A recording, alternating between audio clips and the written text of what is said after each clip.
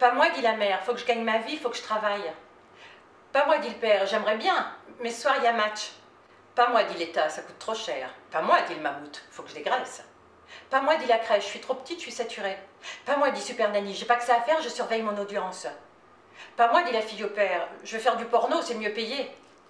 Moi, dit le pédophile qui sort de tôle pour bonne conduite. Je me garde tout seul, dit l'enfant roi, peinard, au ras des pâquerettes. Je veux pas qu'on m'élève, je veux rester sauvageon.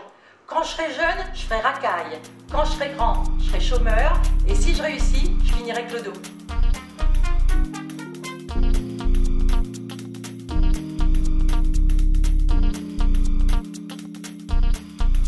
Rappelez-vous, au tout début de la dernière campagne présidentielle, quand Ségolène Royal a été investie par le PS, la réaction de Laurent Fabius.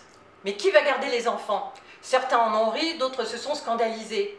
Personne n'a répondu sérieusement, n'empêche.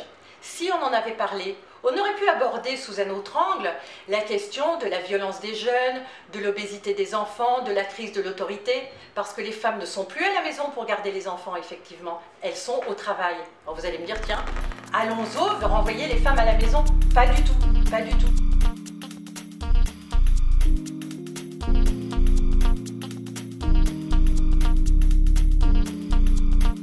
Les femmes ont changé de place. Ça a commencé, on va dire, en 1944 avec l'obtention du droit de vote. Par voie de conséquence, les hommes aussi ont changé de place parce que hommes et femmes, on vit ensemble.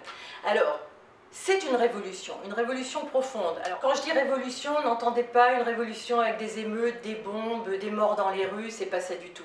C'est une révolution dans ce sens où c'est un bouleversement profond.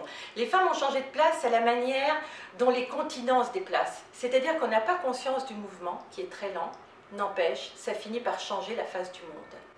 Alors, ce qui m'intéresse, c'est de savoir, dans le monde d'aujourd'hui, où sont les femmes, par voie de conséquence, où sont les hommes, où sommes-nous tous ensemble, et cette révolution clandestine, pourquoi est-ce qu'on n'en parle pas?